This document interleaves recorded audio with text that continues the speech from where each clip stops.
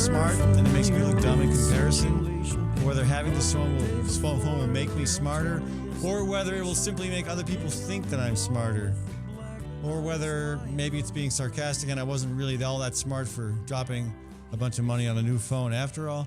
So far, it's been an interesting experience, to say the least. Anyway, I still miss the good old days when I had my stone tablet and chisel. I'd like to go back there, but I'm not sure that I can get away with that in today's climate. Yeah. All right, so hey, I want to thank Brother Trucker for that tune, and I want to thank the Iowa chapter of the Sierra Club, also Iowa Physicians for Social Responsibility, and the Great March for Climate Action for helping to sponsor this program. And, of course, Gateway Marketing Cafe, one of my great business allies. I want to thank them for, excuse me, for sponsoring this segment of the program. And I want to thank Ron Yarnell for, again, dragging himself to the studio here, out of bed by 11 o'clock this morning. You bet. I'm sure you're right. And I'm glad to come here and find you in the 21st century. I'm in the 21st century, kicking and screaming. Yeah, so the 21st century has gotten off to a pretty interesting start climatically, politically. Just here in Iowa, there always seems to be something going on in Iowa, whether it's questions as to whether or not the Iowa caucuses will continue to exist, or whether it's questions about whether, we have Tom Harkin retiring. We have another congressional seat opening up. Who's asking the questions about the Iowa caucuses? Well, everyone. All over the country, the question is does this make any sense to have Iowa, especially on the Republican side, get a chance to weigh in so heavily on the nominee? Well, that's it, because the Iowa caucus is usually a winner for Democrats, but not so much for Republicans. And not always for Democrats, even.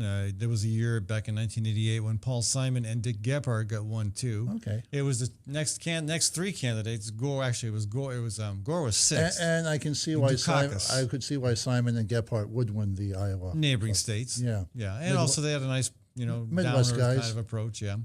Yeah. So, but the the Republican nominees. Even right now, the pandering going on. Speaking of pandering, and this is not for an Iowa. This is not for a shot at the U.S. presidency. This is a shot at a U.S. Senate seat. This is Republican Joni Ernst. She's a member of the Iowa Senate. She wants to be a member of the U.S. Senate. She's, how do you feel? I don't know how you feel about the Second Amendment and gun issues, Ron. We haven't talked about that too much, but she says she carries a gun. And this is the quote. Quote, I have a concealed carry permit, and I actually do carry. A lot of people have concealed carry permits, but they don't necessarily carry. And the implication is, I'm better than that. I'm packing heat, you sissies who've got a concealed carry permit, but you don't actually carry the gun around with you. It's just, it's a funny way to put it all. I do carry, she insists. Again, this is part of the quote. And I am Army qualified on the 9mm and the M16. So the Second Amendment is not just words on a piece of paper, she said at a Republican breakfast meeting in Des Moines this week. No, it's not just it's... Well, it's pandering to me. But maybe that's what goes on in primaries. On another day, we might get into at length the Second Amendment. But the way it's interpreted now certainly makes sure that as a result of our gun culture, we probably have the best armed criminal class in the world. And they're also Army. Many of them are also Army trained. So, I guess she's right. Yeah, far right. Yeah, I'd love to see a conversation that goes beyond that sort of thing for our Republican Senate candidates. But why? If she's going for a primary. She got to strut that stuff. Well, yeah, she might, but she's also lost people like Chad Brown. Heard about Chad Brown?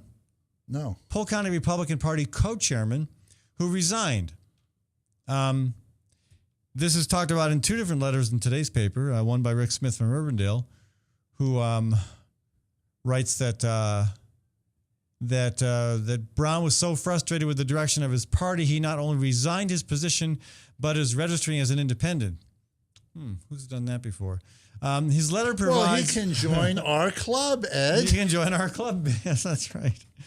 So Smith writes that Brown, Smith and Brown, Smith writes that Brown's... that the Browns' letter provides an honest glimpse of a moderate Republican insider who decided he could no longer remain a member of a party so out of touch with reality that he describes it as dysfunctional. The truth is, and a lot of people don't know this, there are three former, one of them is deceased, but there are three former Polk County Republican lawmakers who became Democrats. They felt so disenfranchised by their party. In recent years? 80s, 90s. Well, that's kind Actually, 90s and actually 2000. One of them was in the 2000s would count as recent. Okay, well, two of them were in the 90s. It's still. I mean, this is the long-standing problem. It's getting worse. I mean, Chad Brown, the retired the former county chair, cites Congressman Steve King's hateful statements toward immigrants and the lack of any Republicans willing to speak out and condemn King. Now, that's not entirely true. There were Republicans who really spoke out strongly against him, including John Boehner, including Eric Cantor. So, I mean, the letter writer is wrong on that account, but he says that Brown expressed his disgust with the influence exerted on his party by the Christian right and the NRA. Yes, the NRA, as we see in Joni Ernst's, I mean, just almost humiliating pandering to the gun wing. Apparently, she doesn't get enough with guns on the job. She I guess not. I mean, just the whole. I mean, I can just see this. I've got a bigger weapon than you. I'm more committed to my carry and conceal permit, my concealed carry permit. You know, how far do you? I mean, are voters really that shallow that they're going to make a decision based on how often you carry a gun? How big a gun you have? Some voters, yes. Some voters might be. And there's a chance that some of them might have been at this Republican Party breakfast recently. I don't know. But anyway, but this Brown is challenging the party. He says he believes the party has declared war on both science and common sense with its denial of climate change. The Republican Party has an opportunity here. I mean, you and I are no longer registered Democrats for a reason. But I think neither of us would go to the polls and vote with any enthusiasm for any Republican candidate, or at least not most Republican candidates. And I can't speak for both of us. Maybe a few years ago, I did respect, well, this was before he picked an interesting vice president running mate. I might have been tempted for John McCain, and I did like Bob Dole, but otherwise, it's pretty thin on the ground there. Yeah. Well, and again, I don't think it's going to. Well, can we segue a little bit on this issue, on the issue of Republican Party, because this is what interests me as it kind of describes the Republican Party, the birtherism thing. And, okay, I understand birtherism because people have an idea in their head that Barack Obama, they question his legitimacy to be president of the United States. Right. Well, he won by the majority of the votes, so they can't go after that. And they can't really say why they think he's illegitimate to be president of the United States because that would paint them as racist. You mean because they don't think a black man should be president of the United States. So here comes this idea that he's disqualified because he wasn't born in this country. And it's been debunked, it's been denied, there's been paperwork produced, but it still continues to this day. Right. And it goes with the idea that no matter how screwy something is, if it's your idea, you'll take anything you got to support your idea. And your idea is that Barack Obama is not a legitimate president. Right. But the question that I see emerging is 55 to 65% of Republicans apparently believe that Barack Obama was born in another country. And most Republican caucus goers a few years back believed he was a Muslim. What does that Not that it should matter, but what are Republicans saying about their own party? That the Republican Party could not tag President Obama in 2008. I mean, they do background checks. They do research. That the Republican Party let it slide that he was born not being a citizen. If this was true, okay, what does it say about the Republican? What are you saying, Mr. and Mrs. Republican? What are you saying about your own party when you say that Obama is not qualified to be president. Now this has kind of bubbled up with Ted Cruz because the whole thing about Ted Cruz being born in Canada. Well, but that's okay. And he has renounced his Canadian dual citizenship. I already have been told by my friends, Canadian friends, that they're okay with that. They're good. That's okay. But then you have their gain is our loss, right? And not a peep from the birther crowd. And then Don Trump. Don Trump should just go away. He's embarrassing but you see, to Iowa. this is the corruption of wealth. He has so much money that he won't go away. He forces himself on us by virtue of his wealth. The complicit media just cover him. They don't need to cover him. They do anyhow. And the question is, what is it? Does money do this to you that you constantly, or is this just Don Trump's narcissism that he just constantly has to be in the public eye and he'll do anything, including latching on to this bogus thing, because he's not a really good advertisement for becoming really rich. I mean, it's like I would have, if I had his money. You don't have to be smart to be rich. Well, but you see, he is, and if you're rich, you get to run for whatever office you want. He does have a certain smartness, but he kind of like, I don't know what's up with that guy. He's kind of a curious character, and I think it'd be interesting if he really did pursue the presidency, because he'll burn up a lot of Republican time. I mean, the truth is, a lot of folks with much better ideas and much better capacity within the political system than Don Trump or Ross Perot or other, occasional very, very wealthy candidates who run just based on the fact that they have a lot of money. But there are plenty of candidates who never get a shot. But when you have a lot of money, you're constantly being told, "You're right, boss." Okay, the idea that you don't have good ideas is never brought to your attention. Well, it should be, and if the voters aren't going to do it, you would hope that the media would at least do it. The people who would bring it to your attention, they're obvious liberal leftist dupes, right? Like us, I guess. Hey, I want to keep this conversation going, Ron, but I got to run to a quick break. Again, I want to thank the Gateway Marketing Cafe at 20th and Woodland. They're a full-service grocery store with a lot of food coming from Iowa farms, Iowa producers. Also a great cafe for breakfast, lunch, and supper. So check them out, folks. And I should remind you as well, they've got a catering service. I want to thank some of our other business supporters as well. In Newton, Dan Kelly. Dan Kelly is a real estate agent and also a DJ, in addition to being a fantastic state representative. Also, Diana's Wedding Cakes, also out of Newton. If you've got a cake, cupcake, cookie idea for a wedding or similarly important event, give Diana a shout. Also, Community CPA and Associates. Ying Sa is the founder and director of Community CPA and Associates, which is now the 10th largest tax and accounting firm in Iowa. I also want to thank Story County Veterinary Clinic and Kim Holding. Dr. Kim Holding has done veterinary medicine here in central Iowa for over 3 decades. So give her a shout at her place on Highway 30 between Ames and Nevada. More information about all these allies and partners of ours on the Fallon Forum, on the Fallon Forum website. That's www.fallonforum.com. When we come back, Ron Yarnell and I continuing to go at it here. We're going to talk a little bit about Steve King, and more on Ron's perspective on this whole issue of the double standard that many Republicans seem to have regarding President Barack Obama's alleged birth in Kenya and Ted Cruz's absolute birth in Canada. We'll be back in just 2 minutes.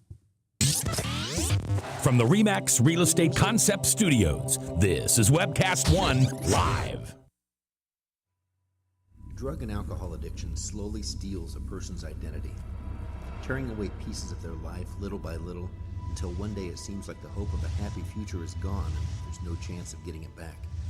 Here at St. Gregory Retreat Centers, we can assure you that there is hope. Our unique approach to recovery begins with the understanding that the dysfunction and damage caused by addiction can be overcome, not just dealt with. Don't let another day go by. Call St. Gregory today.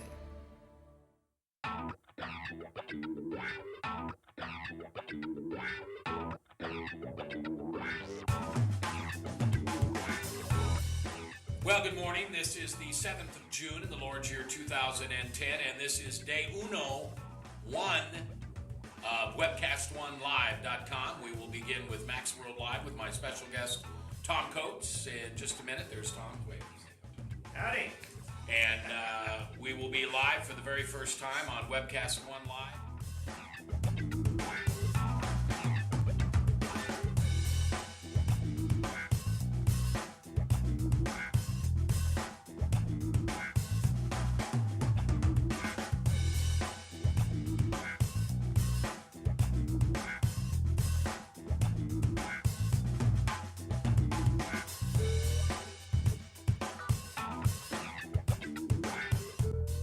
someday we're going to look back on this and say, gosh, remember that old day in history? Wonder where Walter Cronkite was. He must have been around hanging there too. But actually, it's the beginning of Webcast One Live. And thank you for listening. Thanks, Rob Spearman, and everybody who's put together this project together. And we're ready to go live now. So thanks for listening to MaxWorldLive.com.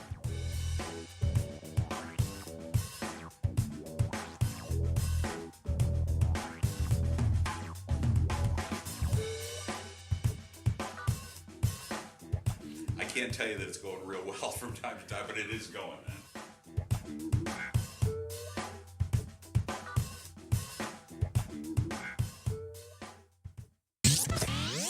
From the RE/MAX Real Estate Concept Studios, this is Webcast One Live.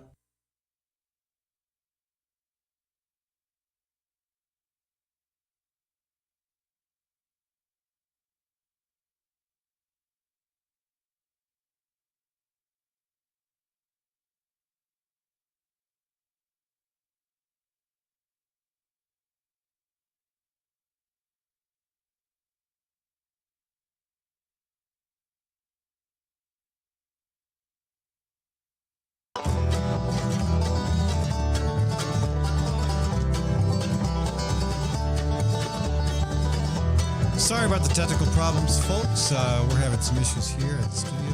Not quite sure what's going on, but we have greater minds than mine, which would be pretty much anybody living. Even though I now have the smartest of smartphones. With a smartphone, you don't need a mind. Yeah. You don't need a mind? Not with a smartphone. Actually, I really need a superior mind to try to figure out how to work this darn thing. Yeah. But be that as it may, we're back to our conversation here, and I want to thank the Immigrant Entrepreneur Summit for sponsoring this segment of our program. Ron Yarnell with us. Later in the show, we're talking with Ann Kinslow. We're going to talk about the Iowa Juvenile Home in Toledo, the latest development on that. Branstad's self-appointed reviewer came up with, surprise, a glowing report about how everything was done just right. So we'll talk about that and the broader issue of the juvenile home during the second half of this program. But right now, you are stuck, as I am, with Ron Yarnell. At least you're not in the same studio with him. Ron, welcome back to the show. And you're glaring at me, aren't you? That's good. I like that. You do the glare thing really well. Okay, you can start talking now to supplement the effect of the glare. With some biting, sarcastic language. You know, well, we can pick on Republicans. That's easier. Yeah, well, picking on Democrats is pretty fun, too. Okay, well, let's start with the Republicans. Well, you know, I mean... Okay, the prevalence of now, of course, the Republican Party officially has done a good job kind of keeping itself distant from the birther phenomena, but it's been a useful kind of thing. And it's where a big part of their constituency's at. And meanwhile, we can celebrate the recent Republican Party outreach to minority voters because that's going pretty well. It's going really well for him, isn't it? Yeah. Well, it helps to have Steve King on the team. Well, yeah, because he's like Western Iowa's ambassador to all people. He doesn't represent Western Iowa in the general, American mindset. They see him as Iowa, and he taints our entire image. Yeah, I think, and I've often, at some point, I'm going to ask Congressman Latham, as his Republican colleague, how does it feel, Congressman Latham, that around the country, when people think of Iowa and they think of Congress, they think of Steve King? Right. How do you feel about that? But, the Republican Party, they have a narrative. It served them in many ways well, which is why they're not ready to give it up, because it makes their message pretty sharp and to the point. But unfortunately, that same sharpness, that same point alienates them from lots of different people because the Republican Party, from what I've been able to tell, doesn't believe people should be different. They have a tough time with accepting the fact that people have different experiences of America. That America itself has changed dramatically. Its demographic is very different today than it was 50 years ago. People have different understandings of the American dream. People... What's that? What's this American dream of which you speak? Well, the American dream is being able to have a certain quality of life, a certain... that's so passé. I know it is. And see, that's the thing, because what I've seen emerge in the last 30 years since conservatism has been on the ascent is this idea that America is all about becoming rich. And I'm like, really? I didn't know that. I thought it was a Declaration of Independence, life, liberty, and the pursuit of happiness. So that we could become rich. Happiness is the same as wealth. Come on, don't you know that? Happiness is... things will make you happy. Yes. Consumerism is our religion. And that's been the Republican slant on it. Why is it just And a it used Republican to- slant? I think so. I think it's a conservative I slant. remember Leonard Boswell standing there after 9/11 pumping his fist saying, you want to buy that car? Go out and buy that car. You don't let those terrorists scare you away from being a good consumer. Go out and buy that car. That's pretty much a direct quote. Wasn't the former Congressman Boswell, wasn't he among the Republican caucus in the Democratic Party? It was called the Blue Dog Caucus, right. but yeah, it's... But, it's so this idea that we're all supposed to be rich, and if we're not striving to become materially wealthy, well, then we deserve no consideration. Because we all want to be like Donald Trump. We all want to be like Mitt Romney. We all want to be like those people. And that's the mantra. And the way to become that, the way to accomplish that is by obeying your corporate masters. Because, your CEOs and your upper management and your shareholders, they have nothing but your good interests at heart. right. And for that, we thank them. And, you can criticize that message all you want, but if you match it up with boogeymen, like, what was that? What did Steve King say? The illegal immigrants with Melons the size of calves. No, the other way around. cantaloupe, Calves the size of melons. cantaloupes. And those kinds of things, apparently it works. I can't explain it. For my entire life, I'd like to think of America. It's shocking that it works because even in his own district, even a poll done by a conservative polling firm found that 65 to 68% of the voters in his district disagree. They agree that a pathway to citizenship or to some kind of resident status is a good thing. Well, Steve King, in many ways, he's a showman. He really believes in the show business, saying that there's no such thing as a bad publicity. Yeah, if they get your name right and right. So and it works for him. He has a genius. The problem is he's not being run again. He's got no opponent on the Republican side. Yeah. If he drew a strong, moderate Republican opponent in a primary, he would lose. Maybe. Yeah, because you're going to get people flowing into that primary from the independent realm. How come there's no Republican willing to take him on? Because there is this understanding within a party that you don't challenge a sitting incumbent. Me challenging Boswell was extremely rare. That's not the Tea Party rare. Understanding. No, in this state it has been. You're right. In other parts of the country that has happened, but he's considered bad unfortunately, form. according to the rules of the game, he's the winner. Okay, by 19 votes. His first primary election, he won by 19 votes. Maybe if it's one vote or a million, you still win. Well, if you're only winning by 19 votes in a Republican primary, you would think Republicans would be thinking hard about running somebody against you in the next primary. Well, that was 6-7 primaries ago. Yeah. This is time. It's time for some Republican to step up and say, look, the embarrassment has gone on long enough.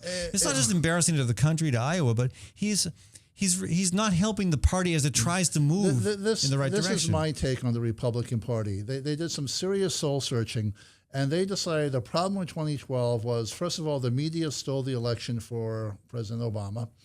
You can buy that book at the bookstore. And second of all, that because they picked a former governor of a liberal northeastern state, that's what did it. And they're convinced that if they double down on their conservative message, that'll be the trick. That'll get it done. I don't think that's correct, but they're convinced because they have to go back to those primary voters who do feel there's no such thing as being too conservative, and get them to vote for a guy or a gal. In the case of your concealed carry person there. Joni Ernst. Yeah. Yeah. To me, it's an amazing postmortem, but that apparently is emerging as their postmortem. They lost because they weren't nearly conservative enough. Well, that's incredible. And there have been plenty of moderate Republican voices who've rightfully criticized that analysis. Yeah. But including Chris Rance, Well, that's what makes the possibility of Chris Christie running for the presidency interesting. First of all, I don't think that Christie will do well in Iowa because I don't think that... No, and I think that will help him nationally. Right, because I think his Goomba routine will alienate a lot of Midwesterners. Well, the fact that he's not drinking the entire right-wing Kool-Aid will hurt him in Iowa. The fact that he's on speaking terms with President Obama. Yeah. That's enough to kill you. You mean the Kenyan president? You know, it's like a natural disaster destroyed my state, so I'm going to the president of the whole country to see if we can cooperate. Oh, that's evil. You can't do that. So again, you've got prominent elements within the Republican Party that are trying to find some common ground with the immigrant community, with minorities. Who are those? Well, there's a bunch of key. Well, the guy, the Polk County Republican co-chair who just resigned because of it. Okay, so he's gone. Well, yeah, he's gone. Yeah, but then you've got plenty of people. Even gosh, I'm blanking on names now. You know, blanking on a name. You know, it was interesting the other day. I don't know if you attended up in Ames. Apparently, there was an immigration reform. I did not, but I read about it. Okay, and so what the picture they showed were of these people outside protesting immigration, reminding us who won the Mexican War. Back in the 1800s. 1848. Yeah. You lost, we won, go home. Right, which is like, you know, amazing. Do we have to change the name? Do we have to anglicize all the southwest of the United States that has Spanish names now? Well, what about the War of 1812? You know, Brits, you lost, we won, go home. Any Brit in the U.S. should leave as well. Well, I mean, by that logic. Yeah. So what's a couple decades for the war? The interesting thing. I'm interested. How many folks do those protesters really represent? Do they represent a significant amount of the electorate? I don't know. They don't, but they can wield influence in primaries. Well, and I think after the health care reform, town halls. Politicians are leery of people coming in and disrupting their town halls by, you know, being demonstrative, shouting, that kind of stuff. And that's the kind of people that these are. I mean, you can just look at them. They have a lot of fun busting up a town hall for some politician. Yeah. Well, Ron, I want to thank you for joining us. Ron Yarnell, folks. We didn't get a chance to beat up on the Democrats. Oh, well, I'll tell you what, that's worth it. Take a minute. Let's pick on the Democrats. My problem with the Democrats is they seem to figure as a campaign strategy. And you were once inside the belly of the beast, Ed, so you tell me. Yes, I was. I was considered a gadfly in the belly of the beast. We will present ourselves as the reasonable alternative to those wacky Republicans. We'll just sit back and let them be wacky, and people will gravitate towards us. We provided the New Deal. We provided a great society, and we can live off of that forever. And I say, no, you can't.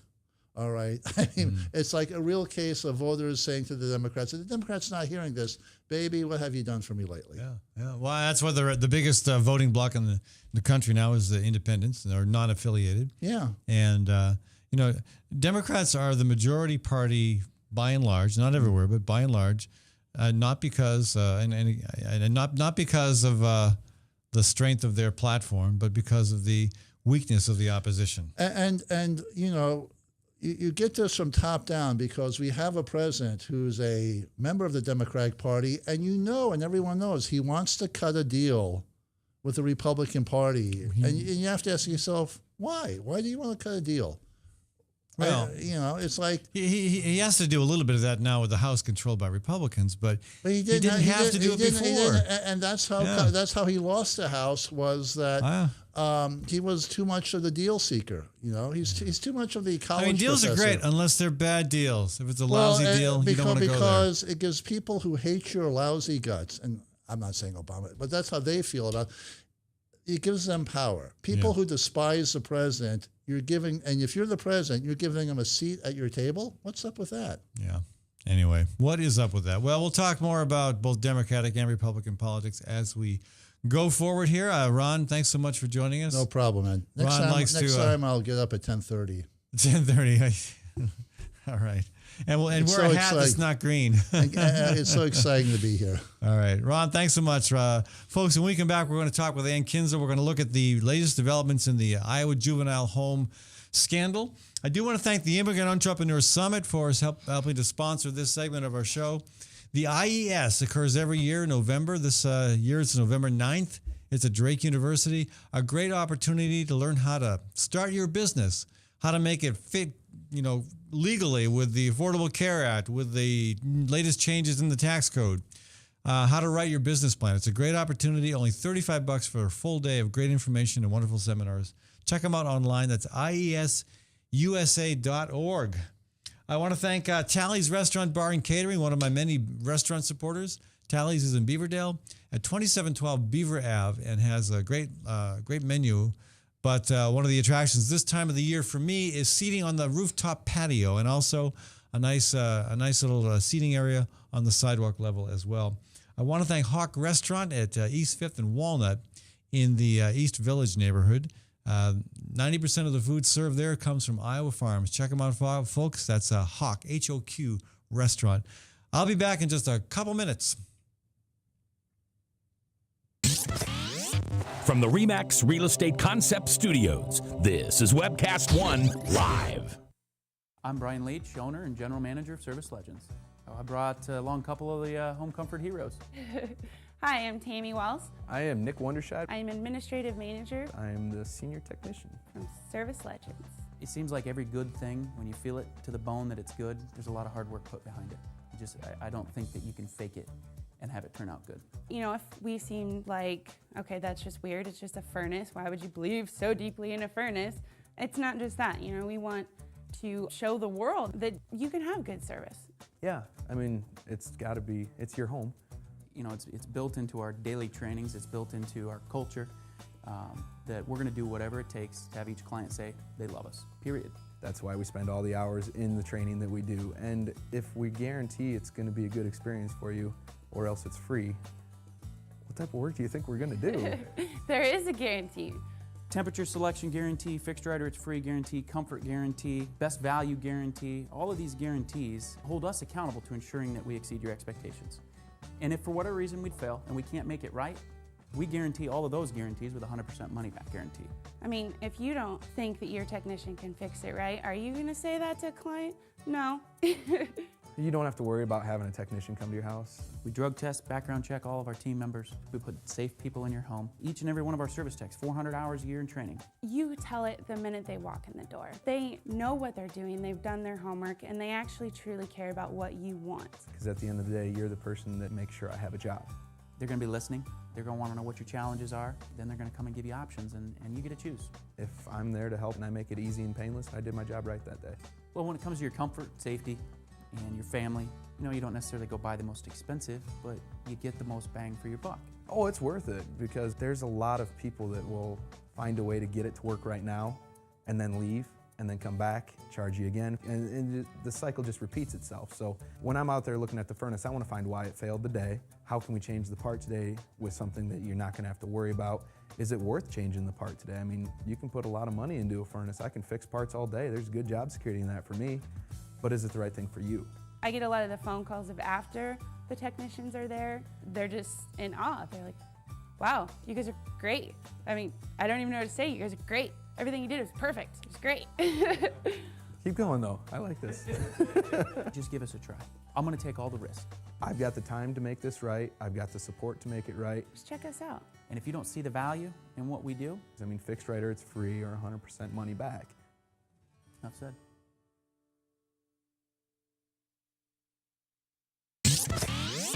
From the RE/MAX Real Estate Concept Studios, this is Webcast One Live.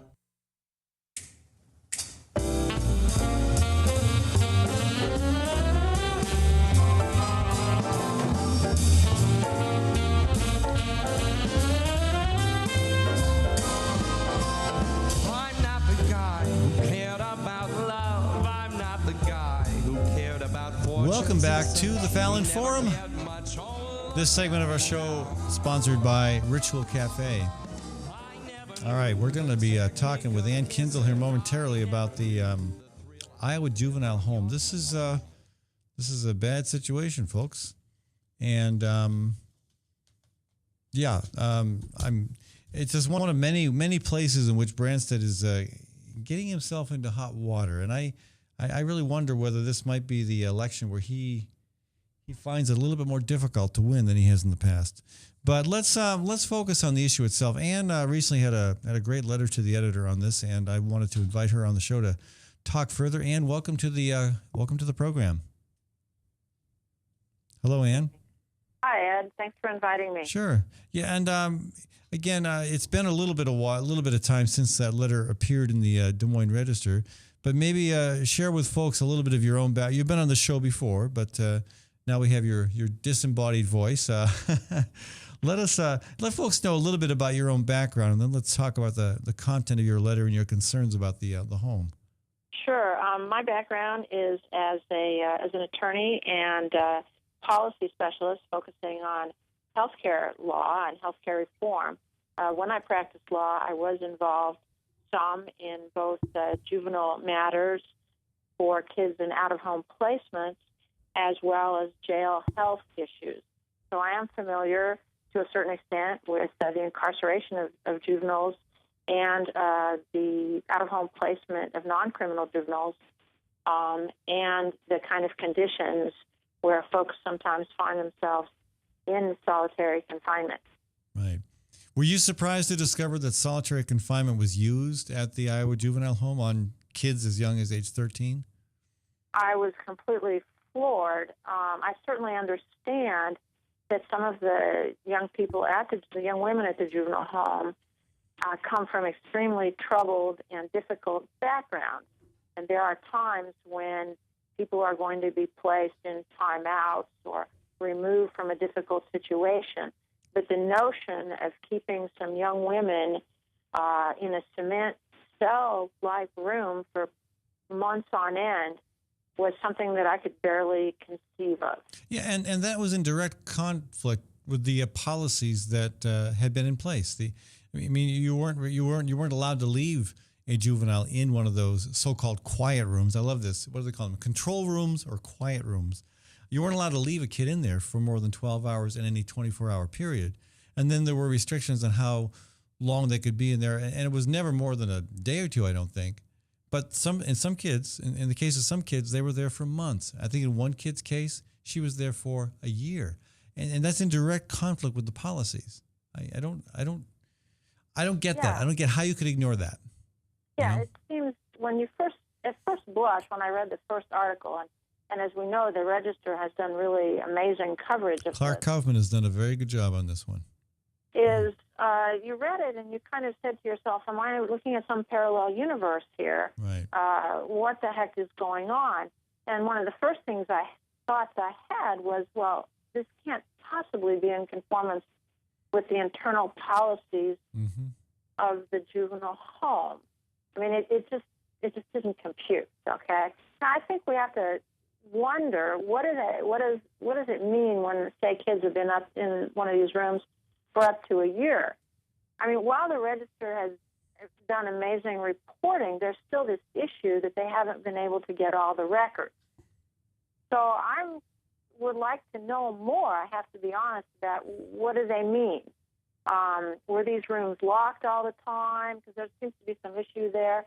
There seems to be a lot we still don't know. Well, isn't some of that supposed to be coming from the Attorney General's office, who has declined to release that information, citing confidentiality of, quote, treatment? And the question that some of us have asked is an isolation cell part of a kid's treatment plan? Where in their treatment plan does it indicate you intend to use isolation cells? So yeah, I'm sure that there are instances in treatment where kids are removed from a situation that's just not working, okay? Right. But the notion of long-term isolation for somebody with a non-therapeutic background just seems downright bizarre to me. But one of the things that I'm wondering about is there's lots of investigations, it appears, going on now. I think we have Ruth Cooper-Ryder, the ombudswoman, right, who has weighed in and starting something. Yeah. I know that both Senators Hatch and Reagan are looking into this, Senator Sodders. Yep. I've had the opportunity to speak with my local representatives, Beth Wessel-Kershell and Lisa Heddens, about this, and I know that both of them are looking in and have been to the juvenile home, I believe, Right, to and- learn more about the situation. So I don't think it's a question right now that we don't have a lot of people looking at this. Well, what about Branstad's revelation yesterday? That he built up to it by saying, I'm going to be releasing a proposal on how we can deal with the isolation cell issue. And what he recommends is essentially, I know he did create a task force yesterday, and he put Jerry Foxhoven in charge of that, and that's a good thing.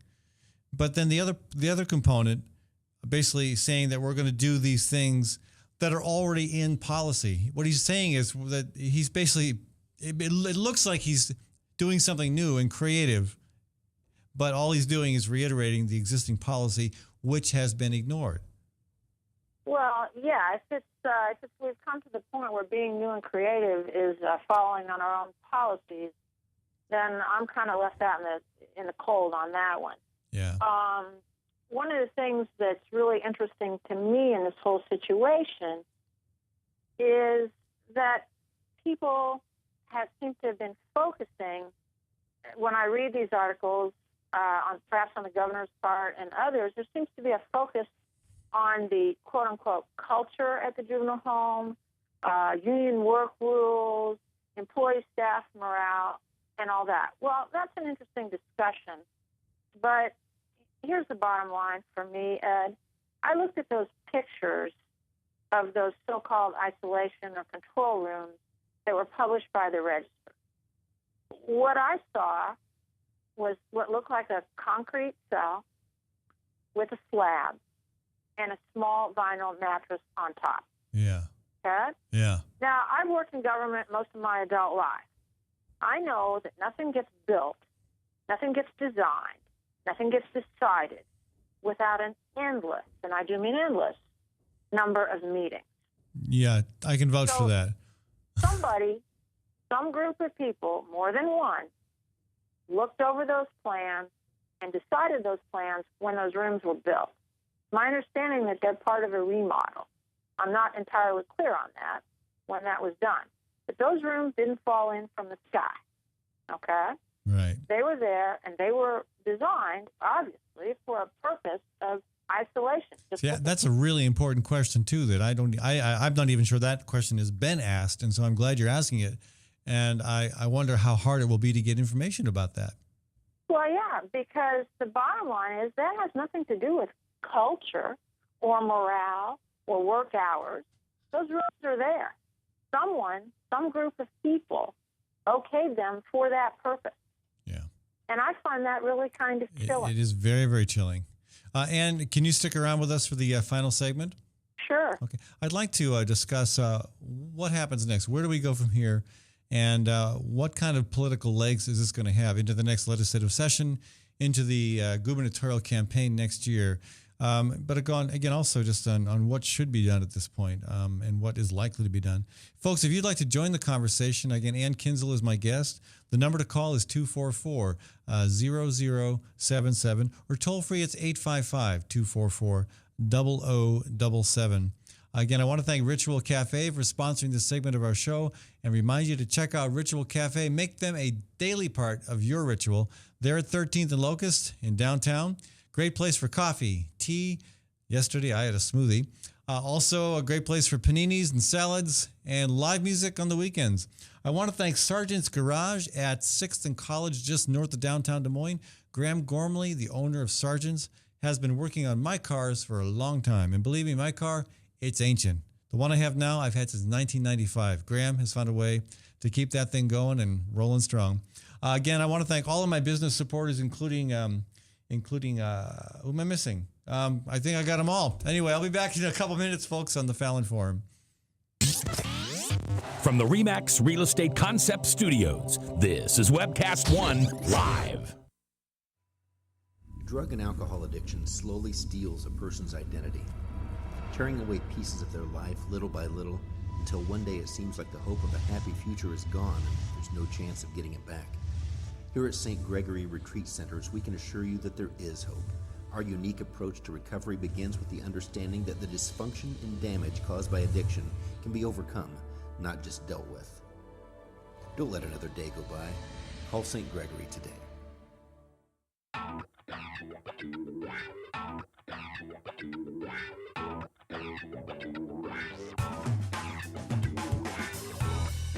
Well, good morning. This is the 7th of June in the Lord's year 2010, and this is day uno, one of webcast1live.com. We will begin with Max World Live with my special guest, Tom Coates. In just a minute, there's Tom. Wait.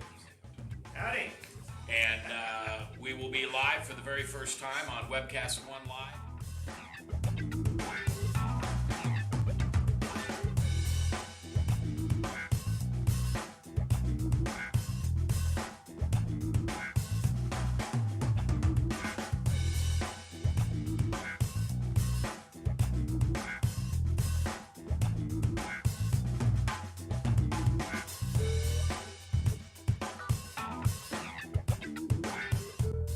Someday we're going to look back on this and say, gosh, remember that old day in history? Wonder where Walter Cronkite was. He must have been around hanging there too. But actually, it's the beginning of Webcast One Live. And thank you for listening. Thanks, Rob Spearman, and everybody who's put together this project together. And we're ready to go live now. So thanks for listening to MaxWorldLive.com.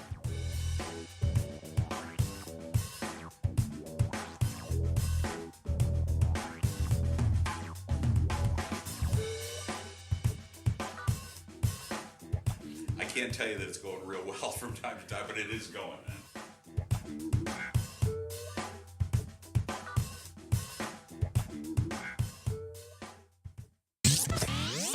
From the RE/MAX Real Estate Concept Studios, this is Webcast One Live.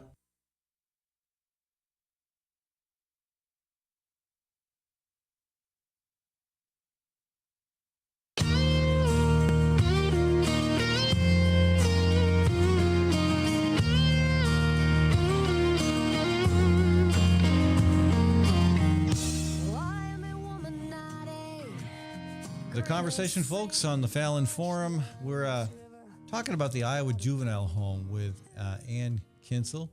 She has worked in law and human services for a long time and wrote I thought, a very compelling letter to the editor recently on this subject, and wanted to invite her to be a part of the conversation today.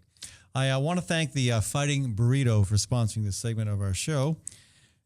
And again, Ann, thank you for sticking around and staying with us here. I do it before we run out of time. I do want to mention the news today regarding the review of Branstad's firing of, well, the question of whether or not Branstad was at all involved in the firing of Larry Hedlund, the state trooper who kind of blew the whistle on his speeding problem in northern Iowa.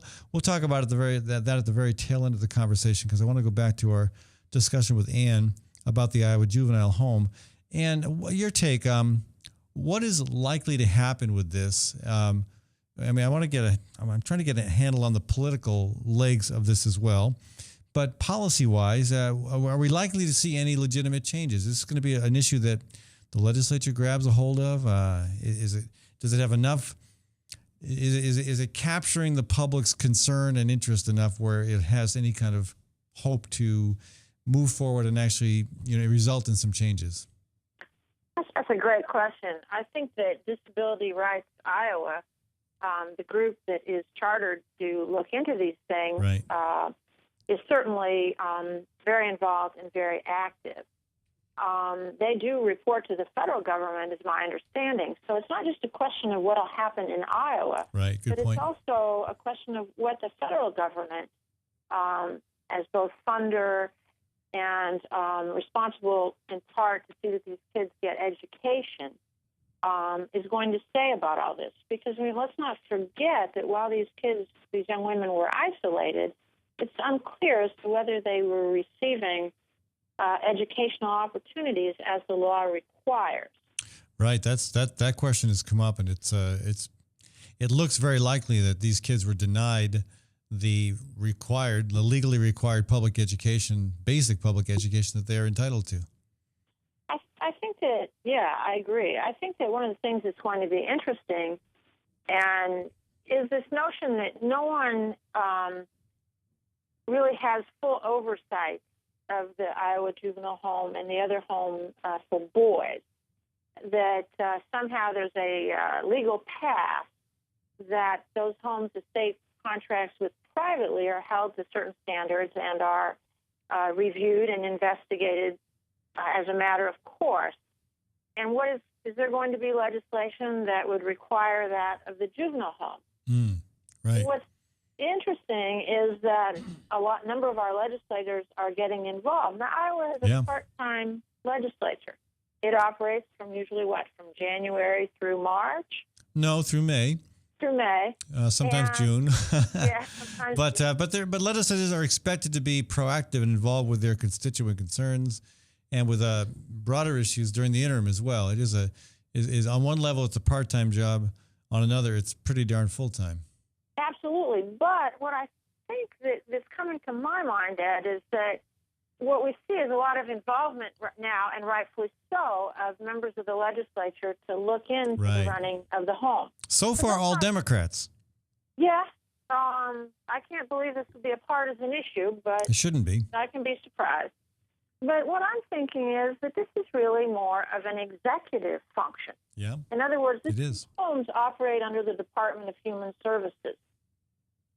And ultimately, I think that the responsibility for the proper management and operation of these homes is a state executive function. And the use of isolation cells dates back to 1996, back when Chuck Palmer, the current head of the Department of Human Services, was also the head of the DHS under Governor Branstad. So this has been going on a long time. Director Palmer indicated just the other day that he did not know these isolation cells were being used. My feeling is, okay, that's part of your job to know that. It's part of your job to make sure that the facility is in compliance with the rules and regulations on how these cells are used, and you're not doing that. It's time for Governor Branstad to say, okay, you're fired. I don't hear that happening. I don't hear nobody talking about that, and I would love to see the Iowa Senate take a look at his his appointment. I don't know what it is. I'm not sure when his reappointment is up. It might be up. I'm not sure. But anyway, it seems to me like if there was ever an example where a head should roll, this might be a really good place to start. Well, I'm a firm believer in the captain of the ship theory, as I said in my letter. And I think that once these investigations by the various bodies have taken place, if there appears to be a widespread, and we could sort of surmise that there might be at this point, widespread serious issues that involve a complete disregard for internal policies of the department, then, it's not good enough to say that low-level staff made bad decisions. Someone is ultimately responsible for that as a captain of the ship. And the captain of the ship in this case is Chuck Palmer. Or Governor Branstad, depending on how high up the mast you want to go. Sure. That's a decision for the voters to make. That's a political decision. And how do you think that? What do you think the voters will require any accountability of Governor Branstad a little over a year from now? That's always tough. I mean, we're all consumed, all of us, in a 24-hour news cycle by the news of the day. But this issue is likely to keep going. I would hope and I would think so.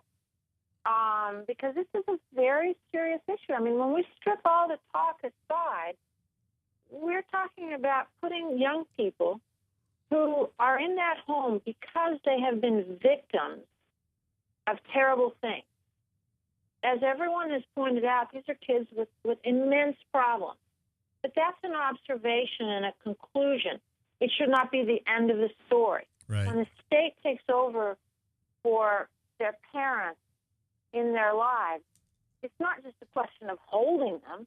It's a question of what we as a society can do to improve on the wrongs that have been done to these kids. Right. Well, is there on your wish list, is there any one thing in particular you'd like to see happen? I would like to see thorough investigations that are nonpartisan, that are not designed to score political points, okay, but that say, hey, this is Iowa. Is this the best we can do? Yeah. Children that have already been victimized in our society. Well, in other words, not a review like we just saw completed by former Chief Justice Louis Lavaretto, who I respect.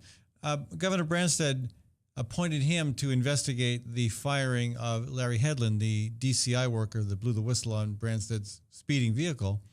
No surprise that this came out favorable to Branstad. That kind of investigation is not going to help us with the Iowa juvenile home either, and I'm concerned that maybe the governor might try to find a way to, to set it up along the same lines. I think that certainly, those are common responses among many politicians. I think that this situation may be difficult enough, and involving children may have all parties scrambling hard to come to deeper conclusions, deeper realizations. We should hope so. I never visited the isolation cells at the Iowa. Well, I never visited the Iowa juvenile home when I was in the legislature. I visited a lot of other facilities, including Mitchellville, the women's correctional facility. And when I finally got around to insisting that I get a tour of the isolation unit there, I was appalled. It is cruel and inhumane punishment. It is cruel and unusual. And I believe that someday we will, if we continue to progress as a civilization, we will someday outlaw the use of those for anybody, not just kids, but adults as well.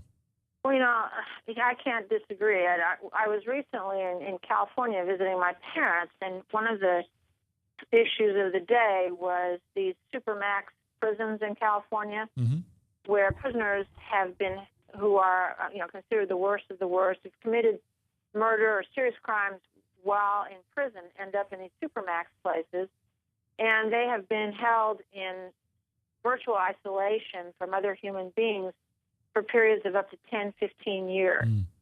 And there are lawsuits, federal lawsuits, as to whether these are violations of, the constitutional right not to be exposed to cruel or inhumane punishment. And these are folks who've committed horrible acts. Right. Okay? They're among the worst criminals in our society. They have the right not to be held in a cruel and inhumane manner. Well, we will. We're talking about locking up kids. 13 years old in some cases. Yeah, we've got. We should stay vigilant on this subject, folks. We should stay active. We should get as informed as we can. And Ann, you are a great resource. I hope you will keep those letters coming to the Des Moines Register. I hope you'll consider, weighing in with this program again when something develops. Really appreciate your wisdom, and you're taking the time to share it with us. Thanks, Ed. I appreciate your efforts to keep Iowans informed. All right. Ann Kinzel, folks, our guest today on the second half of the Fallon Forum. Again, I want to thank the Fighting Burrito. That's in your town, Ann. The Fighting Burrito at 117 Welch Ave, operated by Matthew Goodman. Also now in Des Moines on 13th Street in the Nationwide building just south of Locust Street. The Fighting burritos are custom made. You get to decide what goes in there, and there are lots of options, and they're all delicious. I've had so many different burritos there. I can't tell you how good they are. They're also very affordable. Check them out, folks. Join the fight. That's Fighting Burrito. I want to thank all of our sponsors, including our nonprofit supporters as well, like the Great March for Climate Action. Also, Iowa Physicians for Social Responsibility and the Iowa chapter of the Sierra Club. And I want to thank my producer, Maddie Kane, and also Webcast One Live for providing this studio. From the RE/MAX Real Estate Concept Studios, this is Webcast One Live.